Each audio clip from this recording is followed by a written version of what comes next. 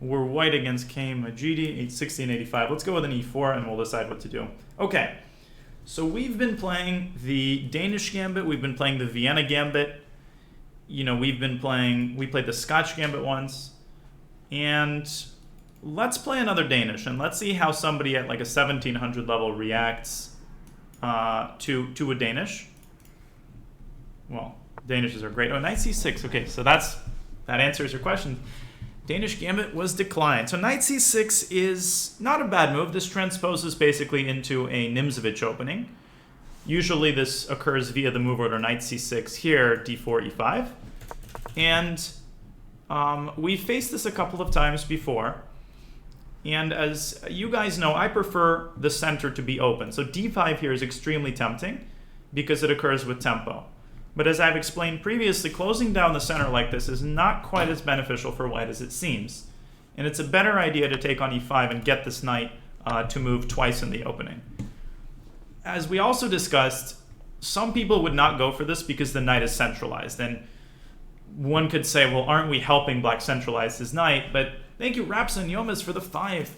But that's, you know, not a good representation of the situation, because the knight on e5 as a standalone piece is very vulnerable. We can chase the knight away with f4. We can offer a trade with knight f3. So the fact that the knight is centralized just isn't important. And the move f4 is okay, but I don't love it because it's very exposing. It exposes the king. The knight's going to drop back to c6, and later on, black will bring the bishop out to c5 and stop us from castling. So between f4 and knight f3, I prefer to play knight f3. But before we even play knight f3, there's a way to develop a little bit more flexibly. What is a more flexible move? Let's see how black develops his pieces before we decide, because maybe we'll want, I mean, if he goes knight f6, then f4 becomes quite a bit stronger. So let's start with the move knight c3. And you'll see that if he plays knight f6, okay, he plays bishop b4, which is good. And, you know, now we first need to figure out, well, are we afraid of him taking on c3? Is that a scary possibility?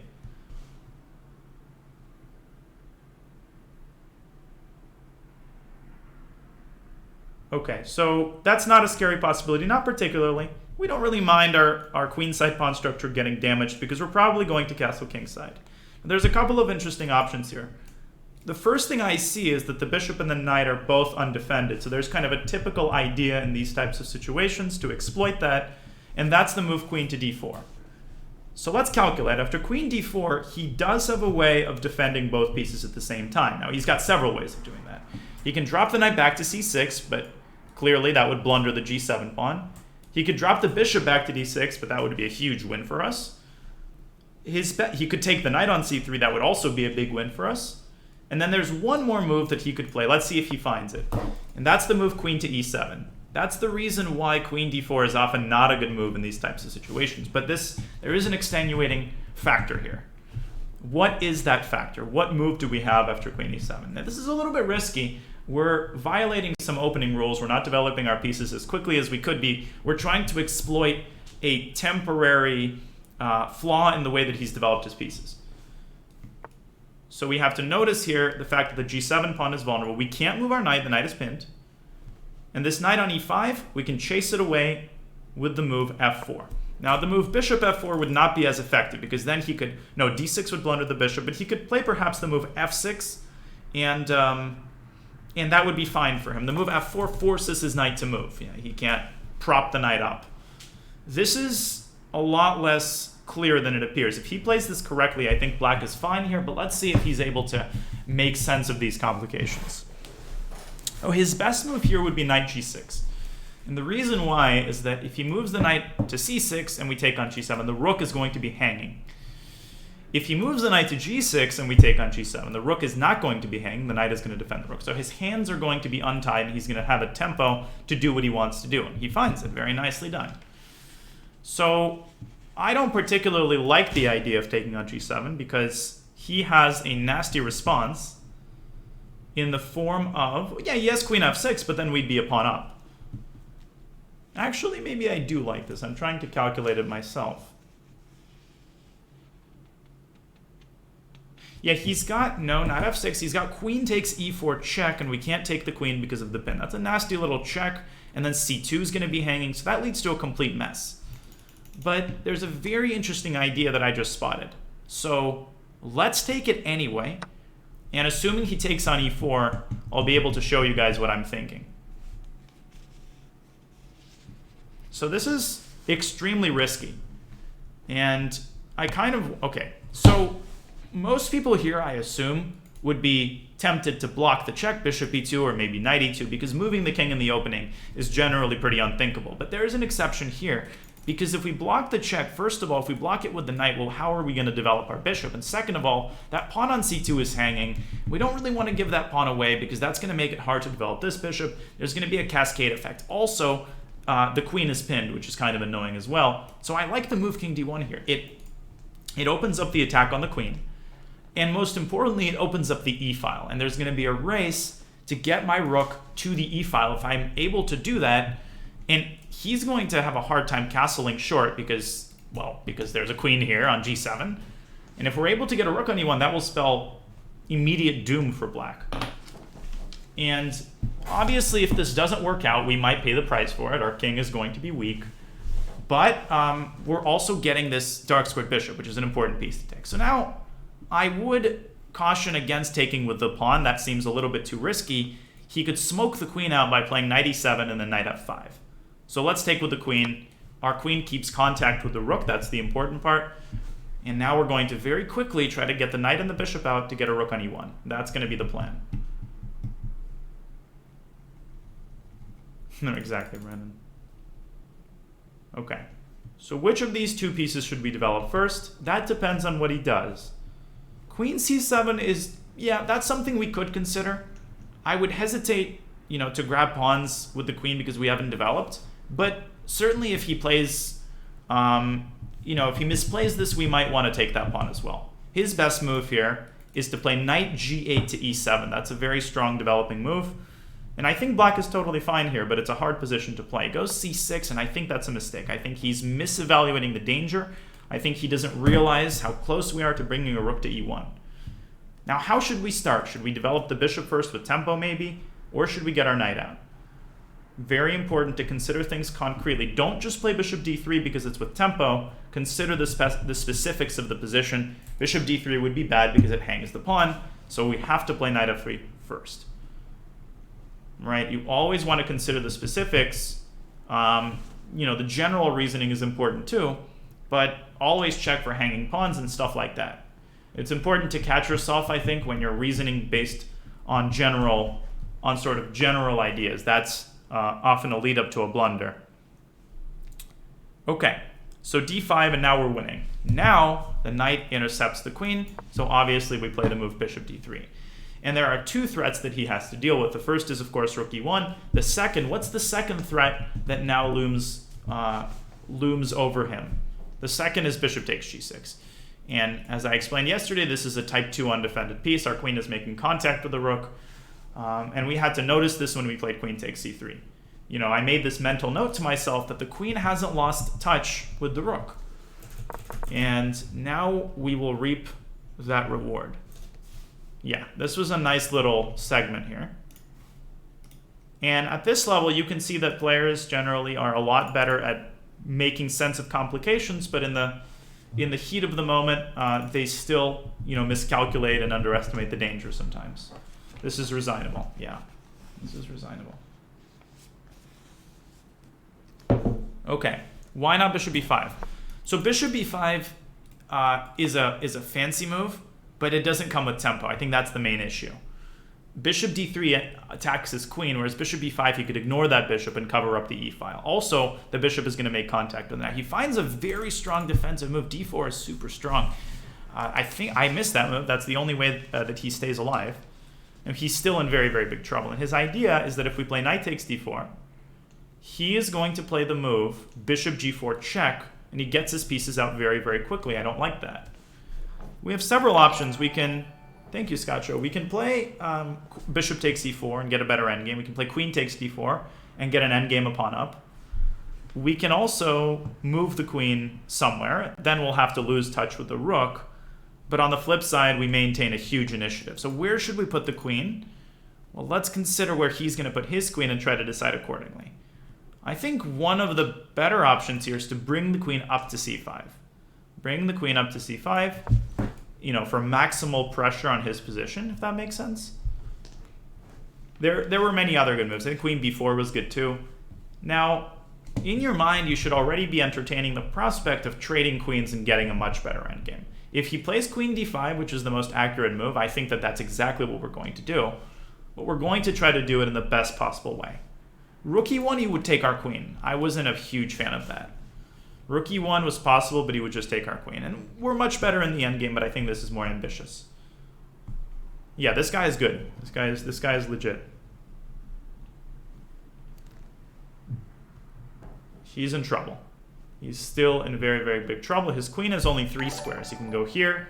Now, before taking the queen, is there a move that we could throw in that's certainly not going to hurt? Thank you, Adiyard, for the prime. We could throw in the move rook e1 check.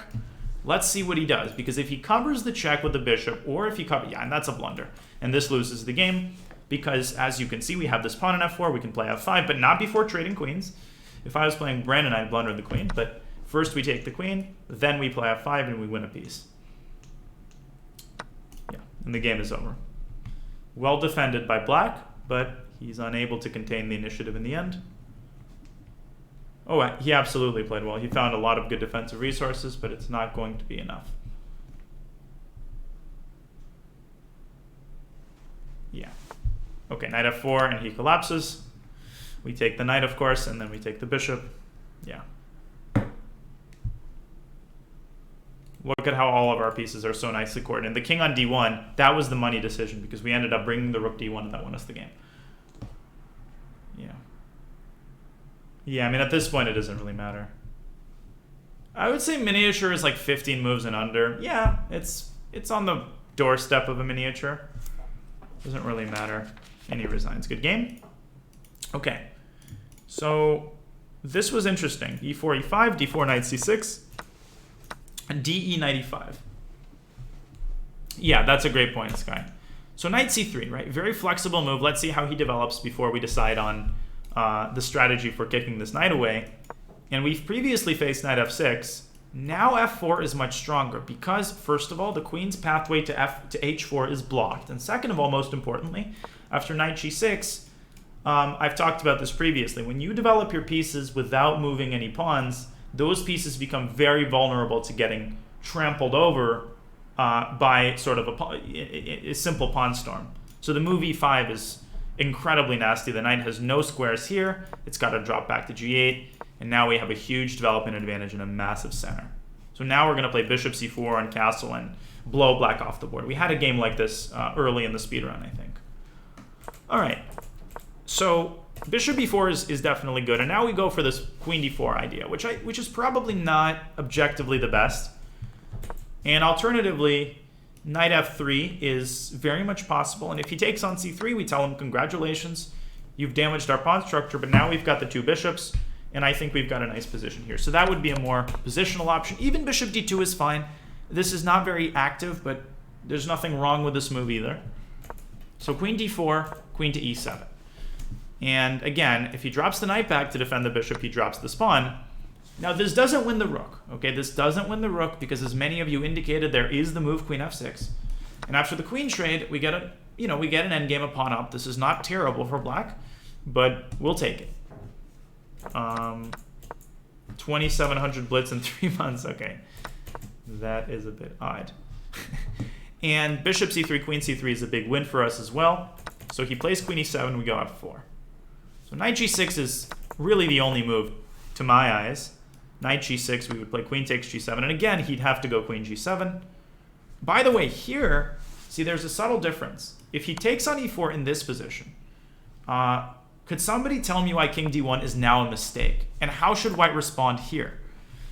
Because the circumstances have changed. Now we're no longer trying to get rook d1. The priority now is to win this rook because he's forfeited his ability to play queen f6. But those of you with sharp tactical vision will see what move for black here. There's a saving resource.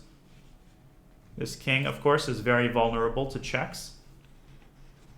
Not knight d4. Knight d4 is interesting, but I'm thinking along the lines of queen d4, forcing the queen trade, and black is fine. So instead of this, having calculated that line, you need to tell yourself, okay, queen d4 is a threat. That's a defensive threat. Can we cover that square while blocking the check? We actually can. Knight g to e2. And the rook, I believe, is lost here. Okay? So using logic in these positions is very much possible. Just because the position is complicated doesn't mean you have to overcomplicate it. All right. So knight g6 and queen takes g7. We go for it. Queen takes e4 check. And now the key move, and Sky brought up a good point.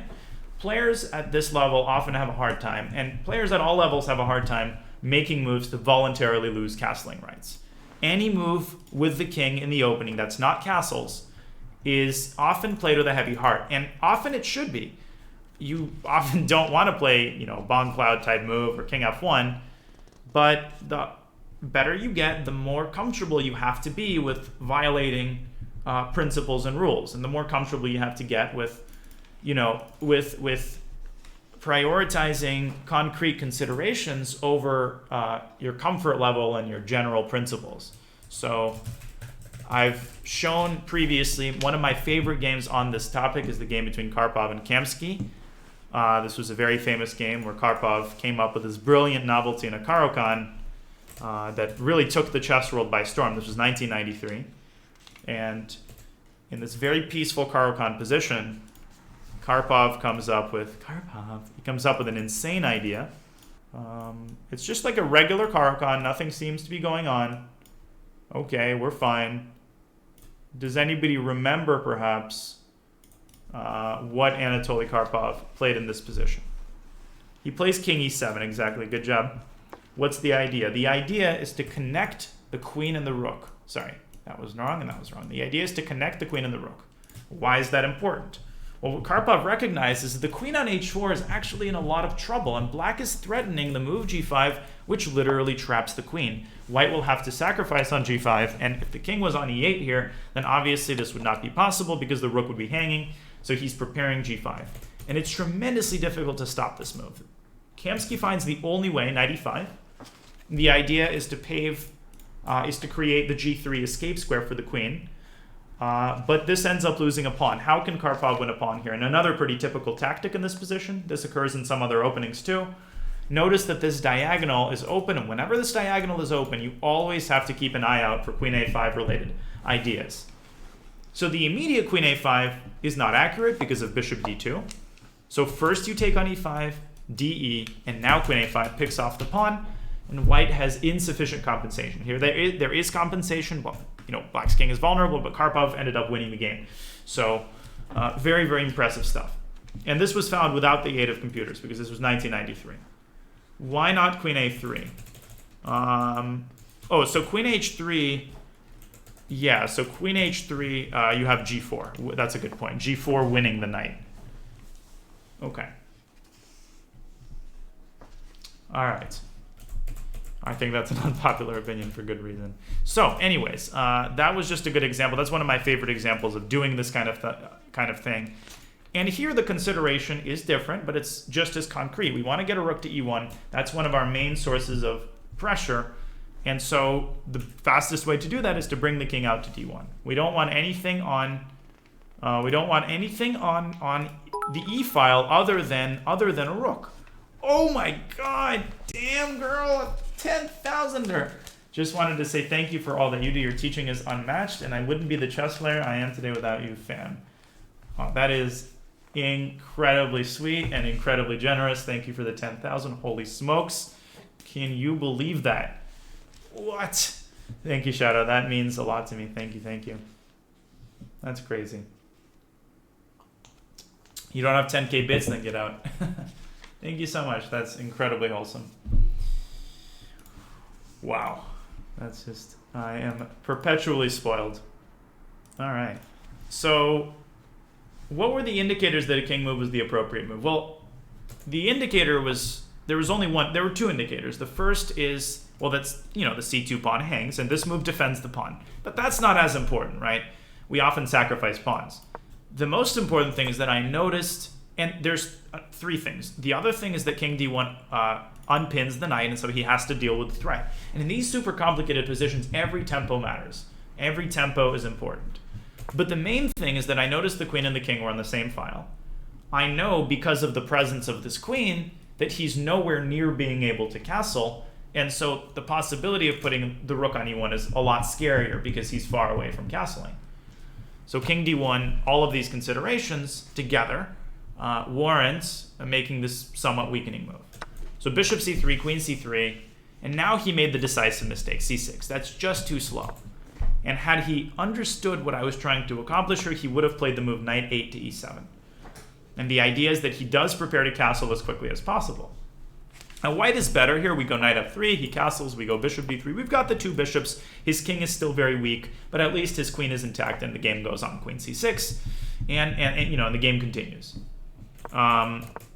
So instead he goes c6, and that's a little bit of a short-sighted move, right? He's afraid that we're going to take the pawn, but it's all about priorities here. He shouldn't be worried about losing this pawn because he's just got greater fish to fry. And I wouldn't take the pawn because he castles and then knight d5 comes with tempo. I wouldn't grab that pawn. We would prioritize our development in this case.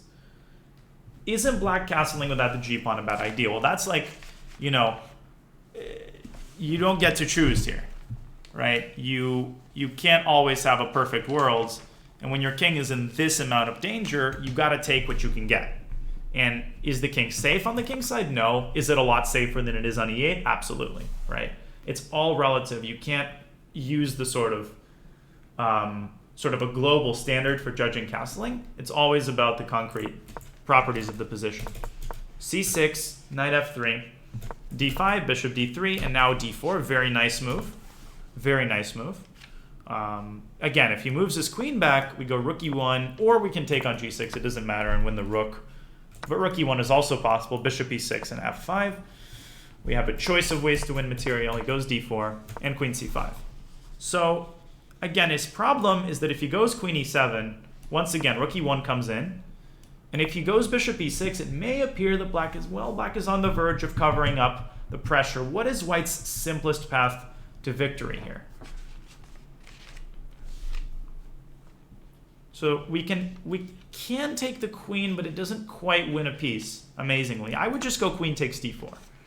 I would go queen takes d4, again, creating all this pressure, but we could also take his queen.